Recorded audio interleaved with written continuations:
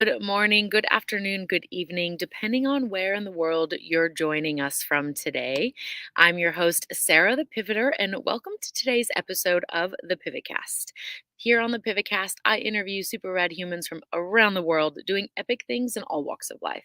This is a platform to share their voice and their story and bring that to you. In today's episode of the PivotCast, we're going to hear some really rad ideas from Jazmine Craig. She and I connected a few months back and have been meaning to connect in person. And so we finally have, at least online, and we have plans to connect in person when I'm back in LA. I'm coming at you from the camper van in Carmel by the Sea today. We're going to be diving into the topic of rebirth as it relates to personal and spiritual transformation and how we can start to feel safe in our bodies again and understand what being safe in our body actually means. And as we do this, we can start to tap into what truly supports our individual creative and creation processes.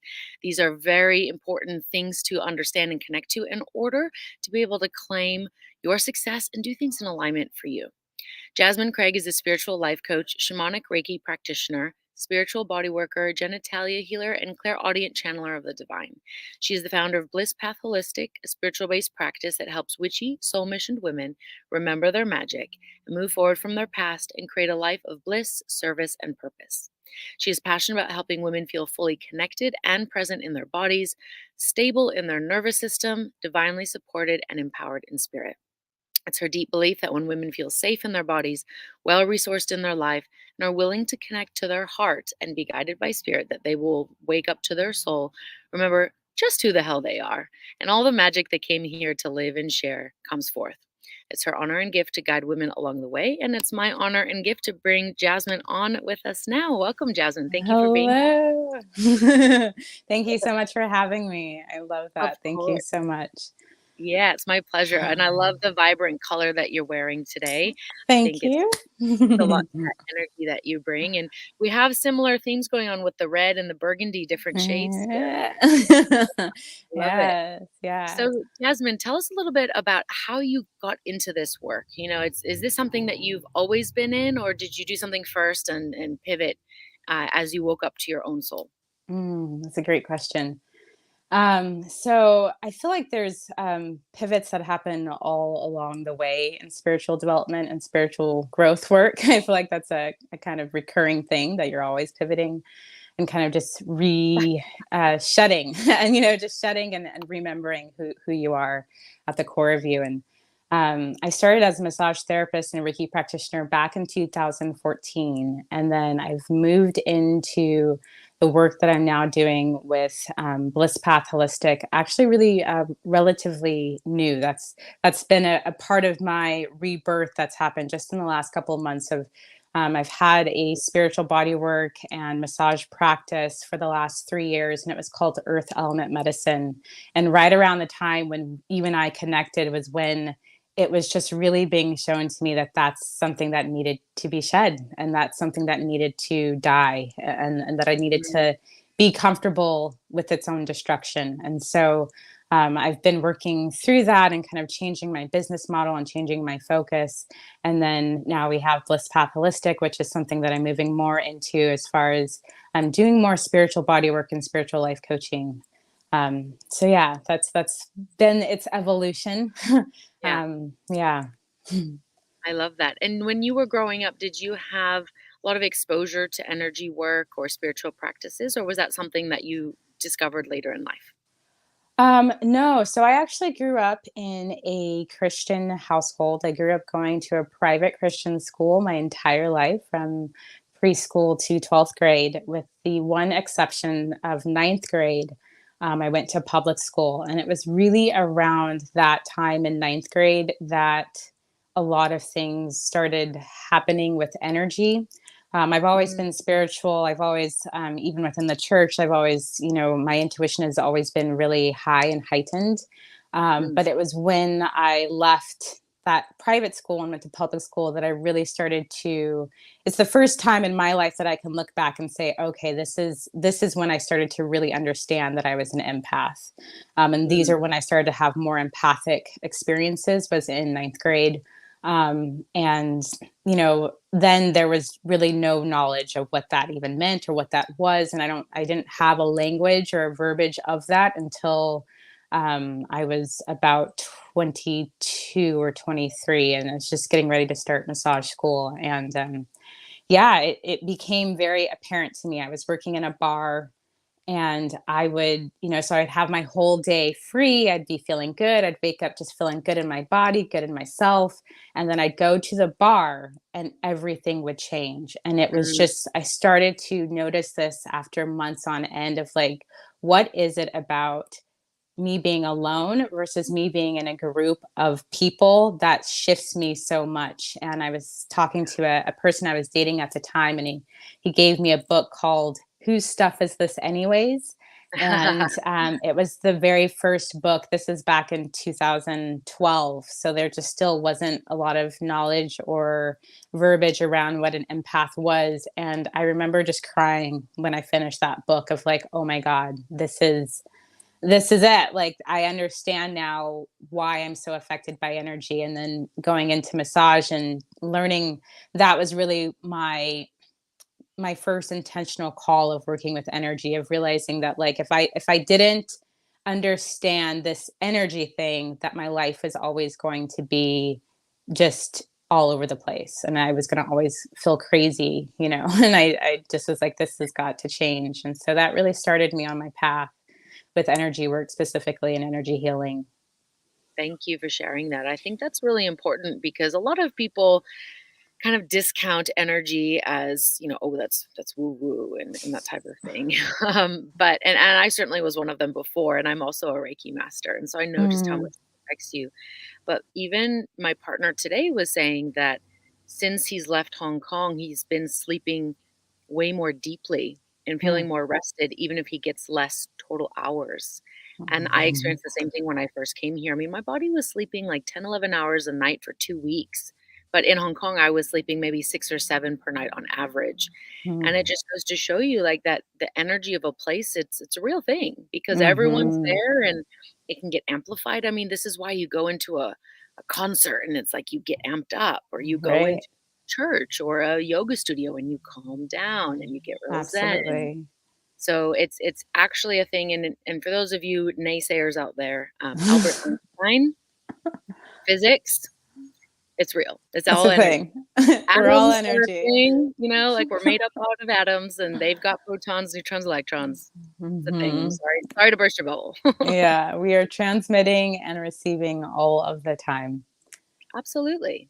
And Yeah. this is how we can intuit, a lot of things in our interactions with people. I mean, this is probably a made up statistic because 58% of statistics are made up on the spot, but 80 to 90% of communication is nonverbal. Like, we know this. We know that when we watch something versus listen, we can see the differences. We see the crinkle in the eyes as they say something, so we know that they're joking, right? Rather Absolutely. than taking it in a text message and going, "Oh my god, they hate me." Right, what does this mean? Yeah.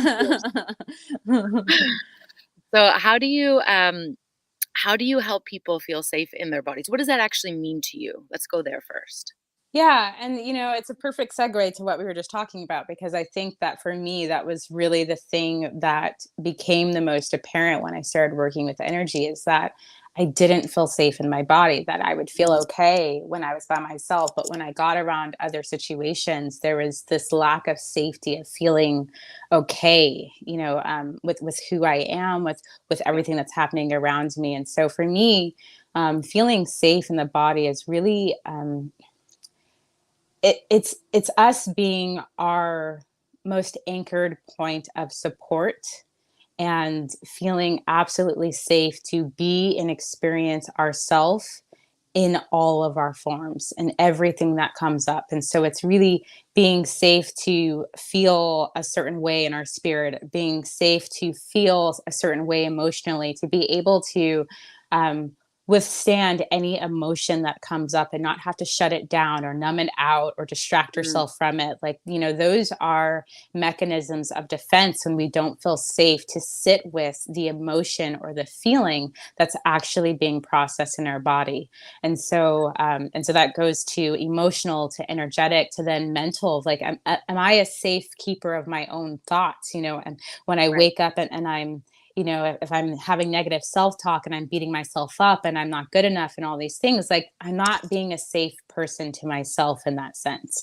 right, You wouldn't sign up to sit next to someone that just is like, you suck, like, all the time, or right, like, like, you just, that wouldn't be a safe person to hang out with. And yet we do that to ourselves all the time, and we don't think of it as being safe, but that's really what it is. It's being able to be all of who you are, and really hold yourself in a place of acceptance, of self love, being able to work through everything that comes up and still hold yourself in that space of spirit and love and compassion and I love that. presence. Presence.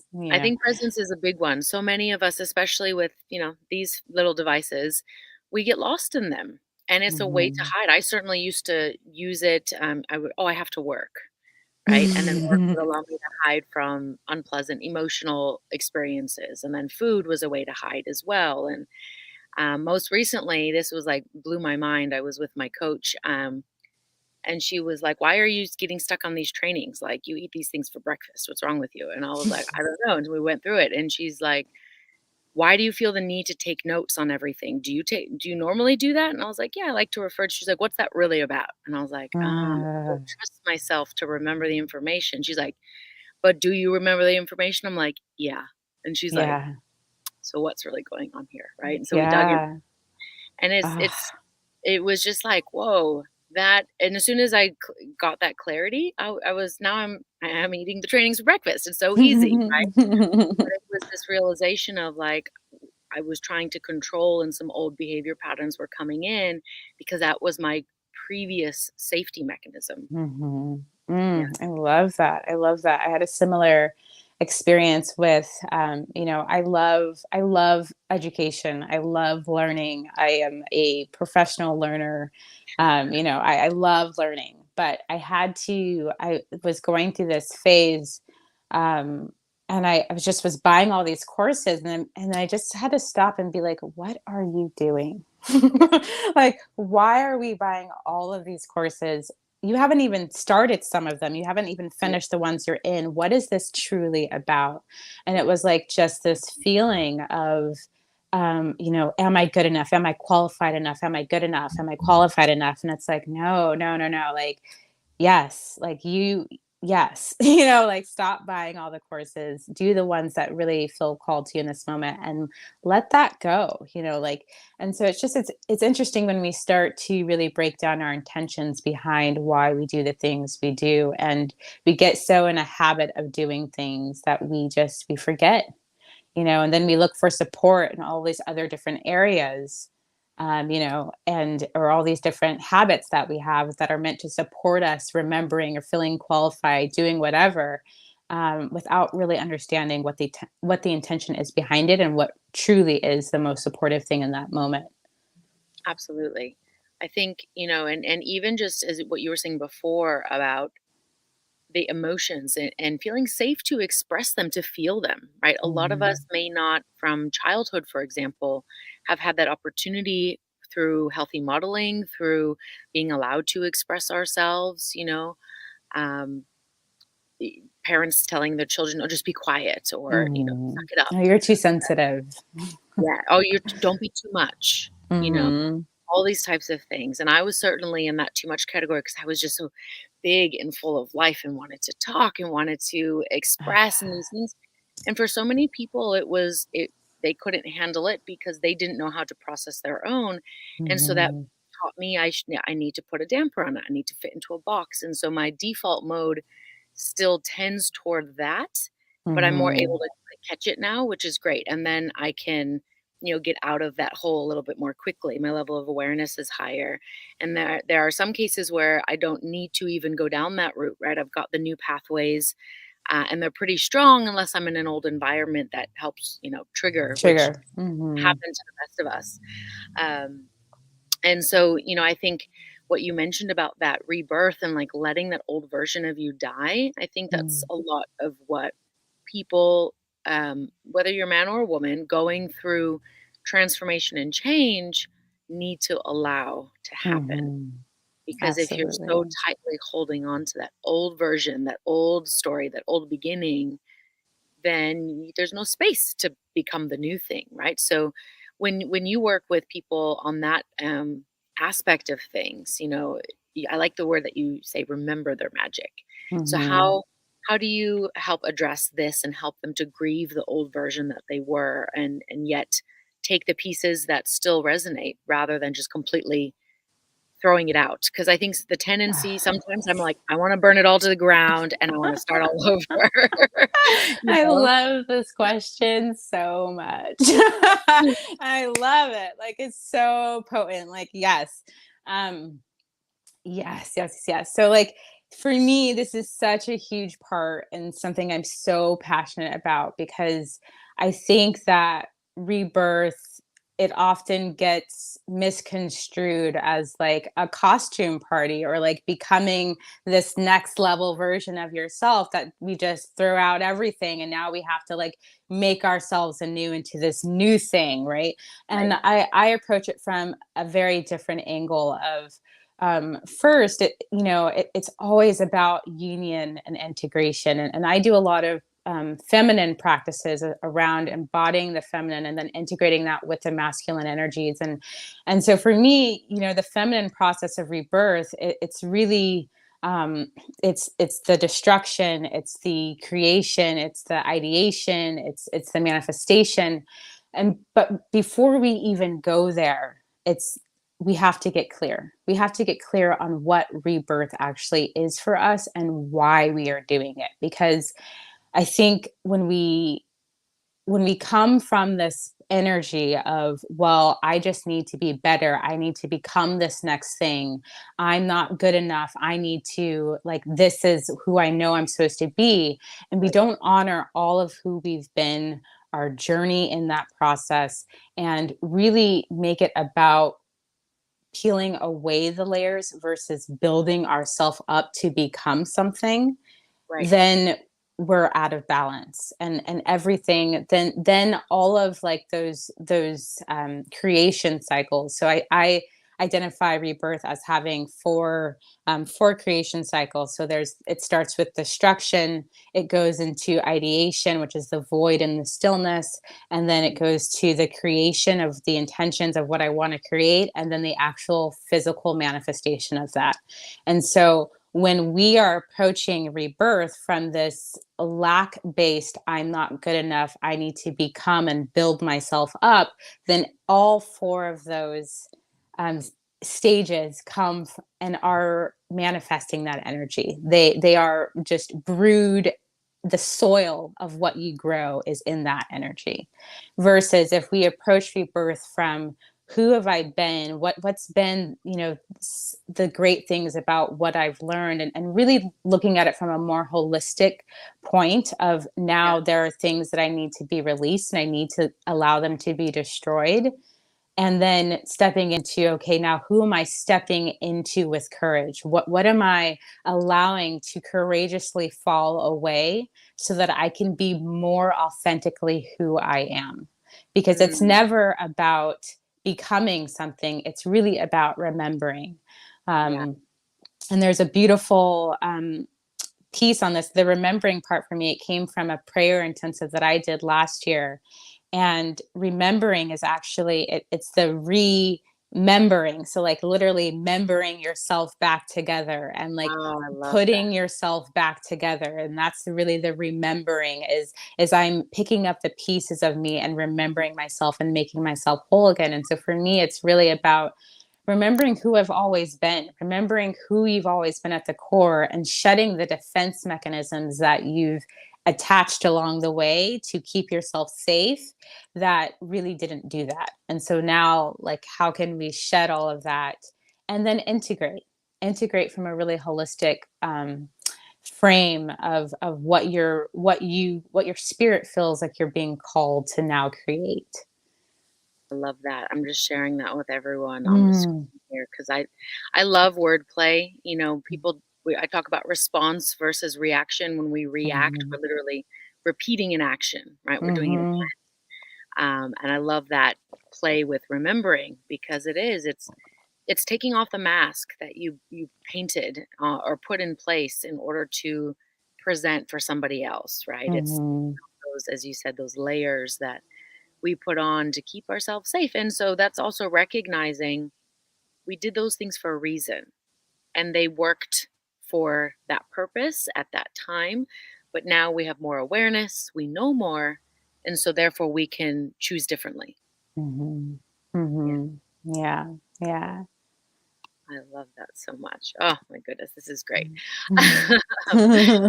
When women, or even just men, but let's just say humans, when humans are not present in their bodies and they're not fully connected, this obviously impacts their nervous system. And when our nervous system is not working smoothly, we don't sleep, where every little thing is scary, we're in fight or flight Mhm. mode all the time, our breathing becomes shallow. Like the knock on effect is huge. It leads to Mhm. autoimmune diseases, all sorts of things.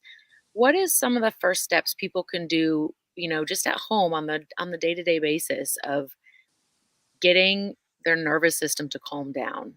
Mm. Yes. It's funny, before we talked, I sat with, and I channeled and I was just like, okay, what wants to come through? And actually a process came through. So I'm going to just read from my notes because I think it actually is exactly your question. So when it comes to self support, it's really about looking at those foundations. And I think that the nervous system is it's the core like even beyond the body, it's the nervous system, because that's our electrical system, right? Our energy system. And so for me, I start with the nervous system because that's really at the core of it. And then Yeah, as the nervous system vibrates, so to speak, then it affects the body. And then as our body starts to feel it, then our brain has to start processing it and being like, what's actually happening, right. and trying to make sense of it. And so for me, the nervous system is really the core piece of where I start, with people and with myself. And it's about, okay, so what's going to be the first thing, the main things that really give my nervous system and myself a sense of support and a true foundation of safety, of really feeling supported, and that I am the one that is internally supporting myself first versus looking for external, support in other places. Right. And so for me, it's those foundations are spiritual, energetic, physical, mental, and emotional. And then as we kind of, draw out from that, it's the self, the divine self, the family, relationships, time, money, pleasure, and purpose. And Mm, so looking at those areas of our life, because those are really like our foundations of self. yeah.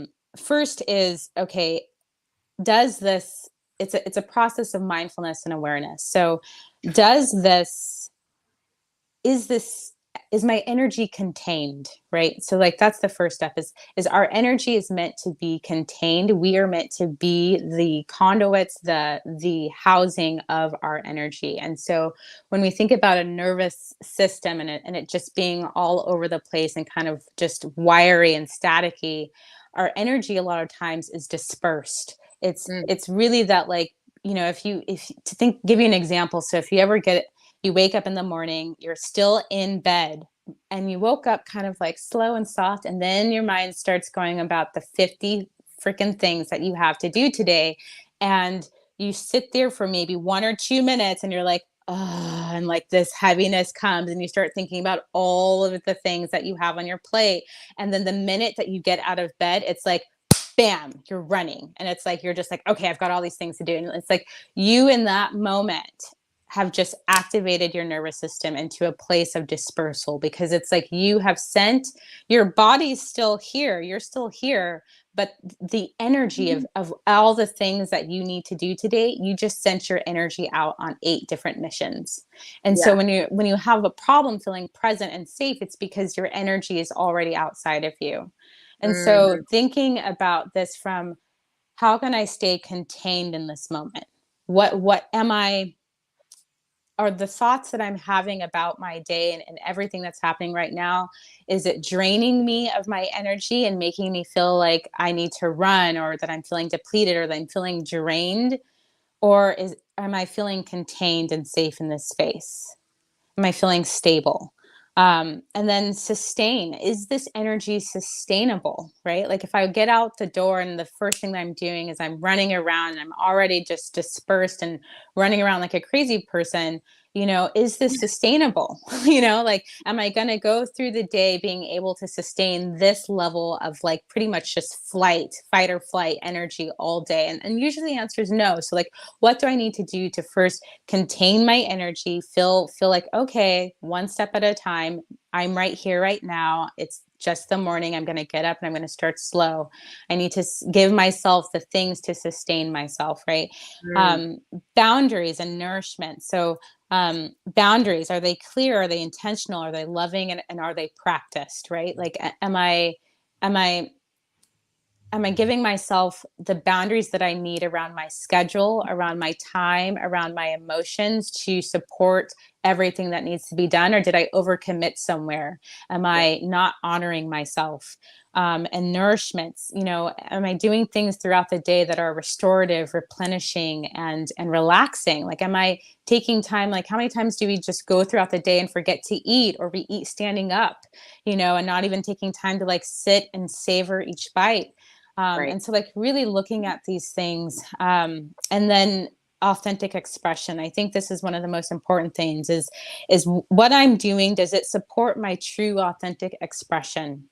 Is this bringing me? Is this expanding me right now, or is this confining me? Mm, And so when I think about, the nervous system, it's really about kind of going through those main areas, and noticing where you're at, noticing, where are you swinging in between, so that way we can find balance in a nervous system and within yourself, to kind of go throughout the day, always kind of bringing yourself back into balance, back into containment, back into sustainability, back into nourishment, with your firm boundaries, and really being able to authentically express yourself as you're going throughout the day. That I makes love sense? Oh, absolutely. Yes, Okay, and I love that awesome. you said with boundaries that they're practiced, because Yes, boundaries are indeed a practice. It's something that you have to do consistently in order to have them honored, not only by other people, but by yourself. absolutely. And then if you don't have that clarity, as you said in the beginning, then like that becomes an impossible task, which is why so many people like drown under the weight of responsibility or what they think they should be doing. And if we, with wordplay, I like to say with responsibility, I got this from Sadhguru, it's the ability to respond. Mhm, So with the mhm. responsibility for something, it's actually, are you able to respond well and authentically and safely and in a sustained manner? And the more responsibility you have, the more you can actually do that.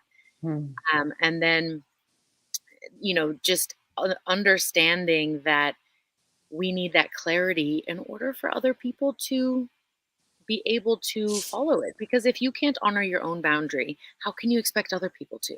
absolutely. Yeah, I heard a great quote in one of my classes that I was taking, and the teacher said, when you don't have clear boundaries, all you do is confuse yourself and other people. And I think that's just so true. It's like, if we aren't clear on our own boundaries, all we do is confuse other people and confuse ourselves in the process. And it is our responsibility to be clear about our boundaries, how we want to be treated, our time, our, everything. It's our responsibility. And so, like, really treating our boundaries as a practice of sacred responsibility, and honoring oneself, I think, is just such a huge thing, to work on and to start there.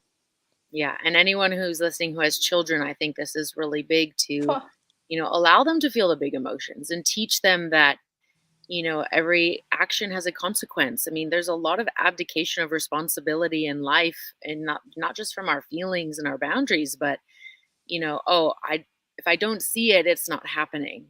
right? Mhm. I don't see the landfill, then it doesn't matter that I just throw this away. Or if I don't see the mess and it gets cleaned up by somebody else, then I can just do whatever I want. And we then learn certain behaviors. We don't understand the long-term effect of our actions and the Mhm. long-term effect of our decisions. And it's like you can do whatever you want, but are you willing to accept the result? And Absolutely. understand that that was fully in your power to have a different result. And so a lot of people want the thing or the idea of a thing, but they're not willing to do what it takes to get there. Absolutely. Or, they're not willing to admit certain things to themselves. And that can be really hard because for me, it was very difficult to admit certain things and be honest with myself and like look in that mirror. But once I did, it became easier and easier, but I had to practice it. And sometimes Mhm. it's like some days I need more practice than others to really be authentic because I'm all of a sudden around other people that are trying to put me in a box. And sometimes it feels easier to just let them do that, right? Mhm. And then you kind of like shake your head and you're like, oh my God, no. No, no. Coming back out of this. And sometimes it's literally Stockholm syndrome. Like we put ourselves there because we think it'll be easier, it'll be nicer, less confrontation.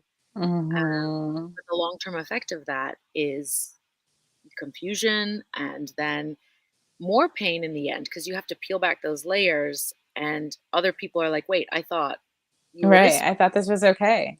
Yeah, Like, why is it not okay now? Like, yeah. exactly. Yeah. Yeah, yeah, Oh yeah. my gosh. I feel like we could continue this conversation for hours and hours, and we probably will in real life when we get together. But I will certainly have you back here on the Pivot Cast so we can dive a little bit deeper and take this into some other areas as well, because I think this is really important for not only women, but for men, especially men, Absolutely, and women absolutely. as mothers of men to Mhm, understand how we can create this safety in the body and safety to express. mhm. Yeah, absolutely, absolutely. Um, you know, the part it's impossible to be contained if there is no boundary that contains the energy, you know? And so I think that, boundaries is just one of the key places to start because you have to have a boundary of your energy in order to contain it and to practice it and to take up space as well and feel comfortable taking up space. I But like yeah, to definitely a conversation to continue. Yes, absolutely. So, Jasmine, where can people connect with you if they would like to connect and reach out to inquire more about how they could work with you or just to learn more about what you're doing?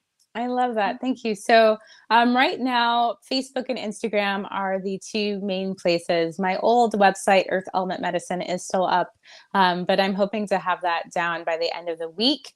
And then the new website, which will be jazminecraig.com, which should be up. So, depending on when you catch this, you can go to jazminecraig.com. It should be up in about a week, or, there's always Facebook and Instagram as well.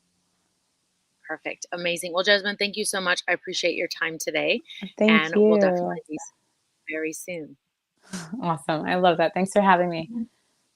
Thanks. We'll see you. Bye. Bye.